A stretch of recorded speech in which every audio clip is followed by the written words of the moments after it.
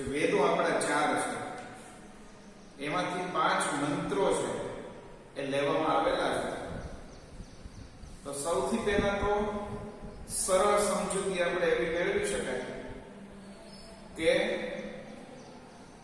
જે કંઈ પદ્યો છે એટલે કે શ્લોકો છે તે અને મંત્રો છે તે એકબીજાથી કઈ રીતે પાતળી અમથી ભેદ રેખાથી અલગ પડે છે તો આપણે સમજી શકીએ કે જે વેદના મંત્રો છે, વેદના પદ્યો છે, ઋગ્વેદ, યજુર્વેદ, સામવેદ અને અથર્વવેદ, આ 4 વેદમાં આપેલા જે પદ્યો છે એ મંત્ર કહેવાશે।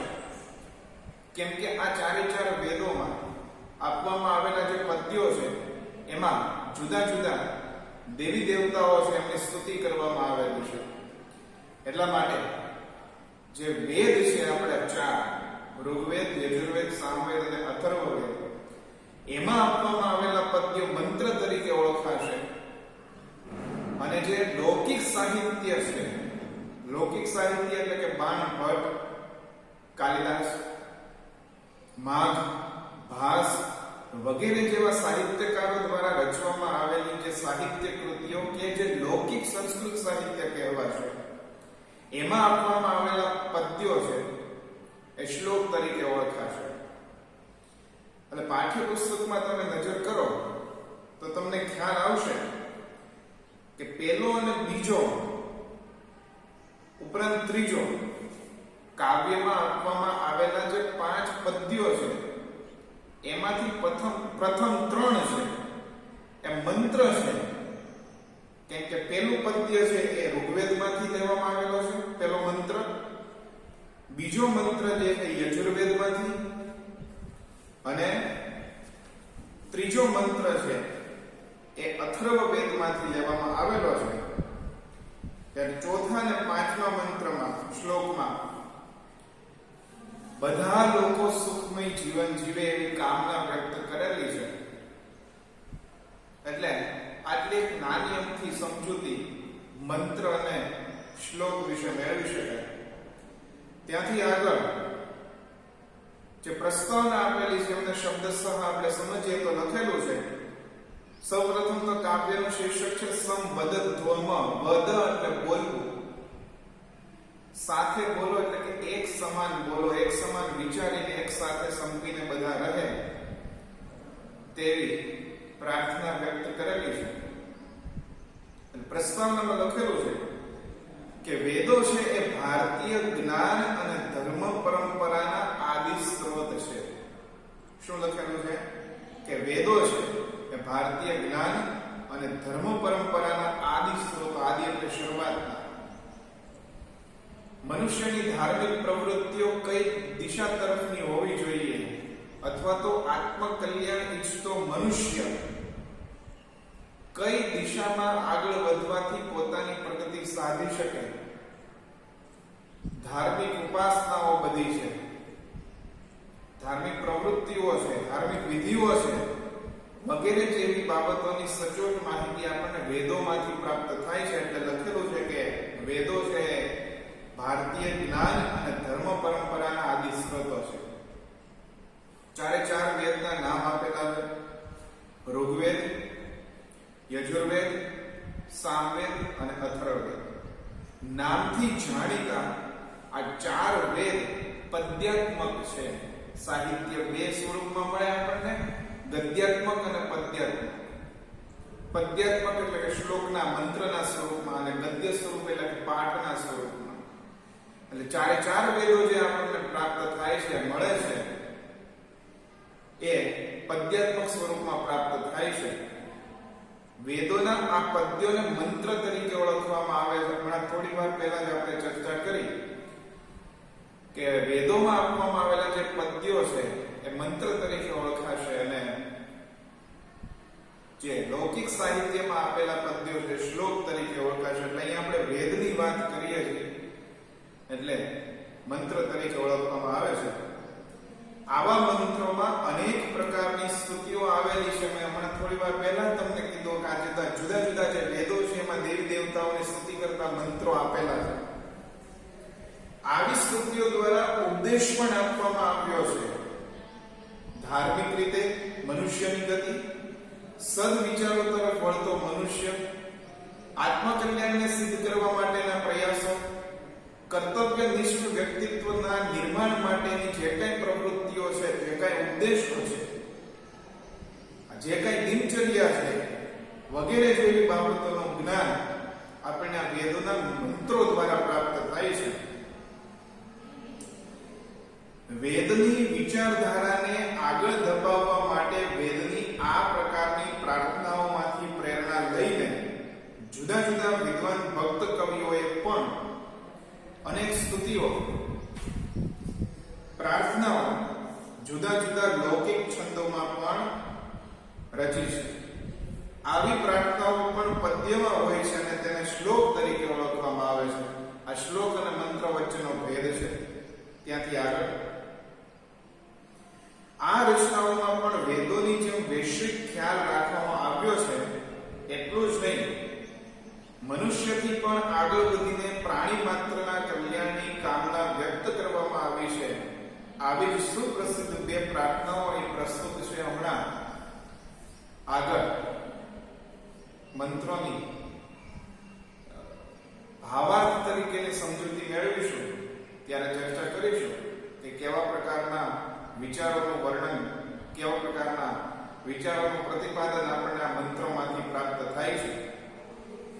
પ્રસ્તાવનાનો છેલ્લો પેરેગ્રાફ લખેલું છે, પ્રત્યેક કાર્યનો પ્રારંભ કરતા પહેલા મંગલાચરણ કરવાની આપણી પરંપરા છે. જ્યારે ઓફલાઈન શિક્ષણ આપણે કાર્ય શરૂ હતું ત્યારે મંગલાચરણ એટલે શું એની વારંવાર આપણે ચર્ચા કરેલી હતી.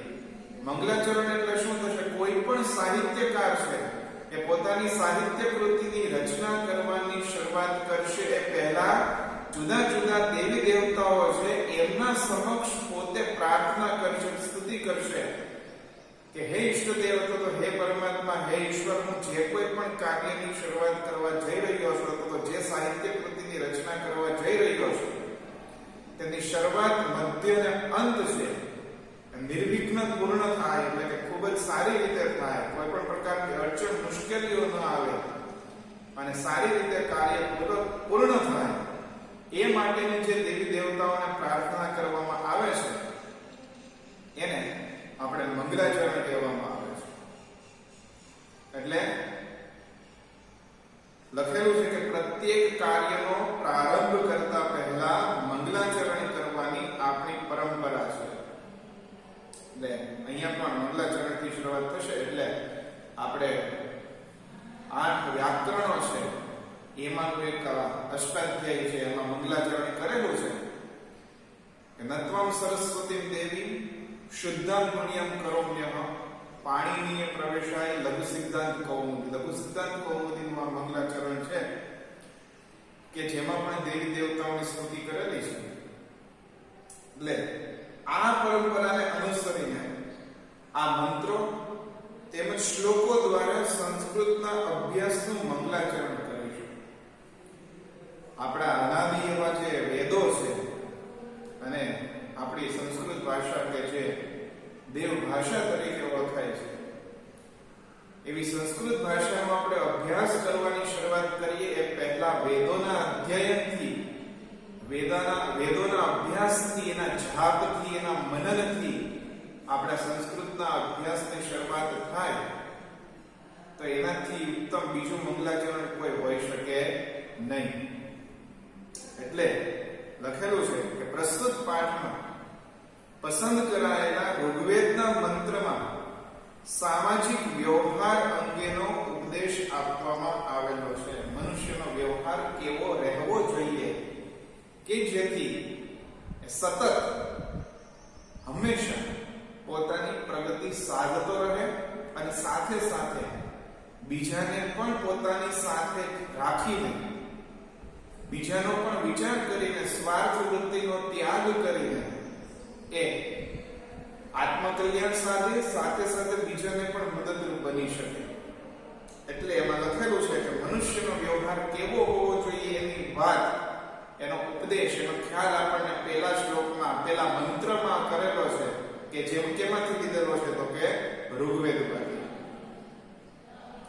યજુર્વેદમાંથી પસંદ કરાયેલા બીજા મંત્રમાં દુર્ગુણોને દૂર કરવા માટેની પ્રાર્થના છે. મનુષ્ય માત્ર ભૂલને પાત્ર જ્યારે આપણે ઇન્દ્રિયો દ્વારા કામ કરીએ છીએ ત્યારે કર્ણેન્દ્રિય છે, આંખ, કાન, જીભ, કર્મ, જે કંઈ પણ આપણે કાર્ય કરીએ છીએ એમાં ક્યાંક ને ક્યાંક મનુષ્ય માત્ર તરીકે આપણે રીતે ભૂલ થઈ જાય છે. તો આ ભૂલને સ્વીકારી અને એનું પ્રાયશ્ચિત કરી ત્યાર પછી એવી ભૂલ ન થાય તેવો બોધ પણ પ્રાપ્ત કરી અને જે કંઈ દુર્ગુણો છે એનો મનુષ્ય ત્યાગ કરે એવી કામના બીજા મંત્રમાં કરેલી છે કે જે મંત્ર કેમાંથી લીધેલો છે? યજુર્વેદમાંથી લેવામાં આવેલો છે. આગળ યજુર્વેદમાંથી પસંદ કરેલા બીજા મંત્રમાં દુર્ગુણોને દૂર કરવા માટેની પ્રાર્થના છે. જ્યારે ત્રીજા અથર્વવેદના મંત્રમાં પારિવારિક જીવનનો આદર્શ બની રહે તેવો એક ઉપદેશ આપવામાં આવ્યો છે. પુત્ર કેવો હોવો જોઈએ, માતા સાથેના સમાન વિચારો વાળો, પિતા સાથે કેવું વર્તન કરનારો હોવો જોઈએ, પત્ની કેવું વર્તન કરનારી હોવી જોઈએ વગેરે જેવી બાબતોનો ખ્યાલ આપણને ત્રીજા શ્લોકમાં, ત્રીજા મંત્રમાં આપેલો છે, જે કેમાંથી લીધેલો છે? અથર્વવેદમાંથી લીધેલો છે. ત્યાંથી આગળ છેલ્લા 2 શ્લોકમાં, જો અહીંયા મંત્ર લખેલું નથી કેમ કે લૌકિક સાહિત્ય આવી જાય છે એટલા માટે, શ્લોકમાં સમગ્ર સમાજ તથા દેશનું હિત અને કલ્યાણ થાય તેવી શુભ કામના પ્રગટ કરેલી છે. એટલે આ રીતના પ્રસ્તાવનાના અભ્યાસ પરથી આપણને ખ્યાલ આવે છે કે સંવદત્વ શીર્ષક અંતર્ગત આપવામાં આવેલું જે પ્રથમ કાવ્ય છે અને એમાં આપવામાં આવેલા જુદા જુદા 3 મંત્રો અને 2 શ્લોકો છે, એમાં મનુષ્ય માત્રનું હિત રહેલું છે, પ્રાણી માત્રનું હિત રહેલું છે, દરેકનું કલ્યાણ થાય તેવા મંગલાચરણ સાથેના આપણા સંસ્કૃતના અભ્યાસની શરૂઆત થયેલી છે. તો પેલો મંત્ર આપણે જોઈએ કે જે કેમાંથી લેવામાં આવેલો છે? ઋગ્વેદમાંથી લેવામાં આવેલો છે. ઋગ્વેદ, યજુર્વેદ, સામવેદ અને અથર્વવેદ, આપણા જે 3 મંત્રો આપેલા છે ઋગ્વેદ, યજુર્વેદ અને અથર્વવેદમાંથી લેવામાં આવેલા છે. એટલે પેલા મંત્રમાં મનુષ્યનો વ્યવહાર કેવો બની રહે તેનું વર્ણન કરતા લખેલું છે કે સમગચ્છધ્વમ, સાથે ચાલો, સંવદધ્વમ એટલે સાથે બોલો, અને વહ એટલે કે તમારા, મનાસી એટલે કે મન, સમજાનતા એટલે કે એક સમાન વિચારો વાળા બની રહો. પણ આપણે અન્વયથી ભાષાંતર જોવાનું છે એટલા માટે થઈને પેલો શબ્દ શું આવશે? ભાષાંતર ખાસ તમે ધ્યાનથી સાંભળજો. અહીંયા લખેલું પણ છે જેથી કરીને તમે શબ્દાર્થ, ભાષાંતર એ સરળતાથી સમજી શકો અને નોટબુકમાં લખવું હોય તો તમે લખી પણ શકો. એટલે આપણી સમજૂતી માટે થઈને આપણે અન્વય કરીએ છીએ. શું થશે? તો પહેલો શબ્દ કયો આવશે? તો કે પૂર્વે એટલે કે પહેલા. પૂર્વે એટલે શું થશે? પહેલા. યથા એટલે જેમ, પૂર્વે એટલે પહેલા, યથા જેમ, સમજનાના એટલે સમાન મતિવાળા, સમજનાના એટલે સમાન મતિવાળા, દેવા એટલે કે દેવોએ, ભાગમ યજ્ઞનો ભાગ, ઉપાસતે સ્વીકાર્યો હતો. અહીંયા સંસ્કૃત શબ્દ આપણે ઉમેરી શકીએ, તથા યુયમ સર્વે, તેમ તમે બધા. આ સંસ્કૃત શબ્દો જે આપણે ઉમેરીએ છીએ એ આપણી સમજૂતી માટે છે, માત્ર ગુજરાતી પણ એમાં ઉમેરી શકીએ. તેમ તમે બધા શું? તો કે સમગચ્છધ્વમ, સાથે ચાલો, સંવદધ્વમ, સાથે બોલો, અને વહ એટલે કે તમારા, મનાસી સમજાનતા એટલે કે એક સમાન વિચારો વાળા બની રહો. એટલે મનુષ્યનો વ્યવહાર છે એ હંમેશા એક સમાન મતિવાળો બની રહે તેવો વ્યવહારિક ઉપદેશ આપણને પેલા મંત્રમાંથી પ્રાપ્ત થાય છે. એક વખત ખાલી ભાષા જોઈ લઈએ ફરી વખત. શું થશે? પૂર્વે એટલે કે પહેલા, યથા એટલે જેમ, દેવા એટલે કે દેવોએ, ભાગમ એટલે કે યજ્ઞનો ભાગ, ઉપાસતે સ્વીકાર્યો હતો, તેમ તમે બધા સમગચ્છધ્વમ એટલે સાથે ચાલો, સંવદધ્વમ સાથે બોલો, વહ એટલે તમારા, મનાંસી એટલે કે મન, સમજાનતા એક સમાન વિચારો વાળા બની રહો. એટલે આ પ્રમાણેનો જે પહેલો મંત્ર છે કે જે ઋગ્વેદમાંથી લીધેલો છે એનું ભાષાંતર થશે. હવે બીજો જે મંત્ર આપવામાં આવેલો છે અને જે યજુર્વેદમાંથી લીધેલો છે તેમાં શેની કામના વ્યક્ત કરેલી છે, શેની પ્રાર્થના કરેલી છે, શું યાચના કરેલી છે?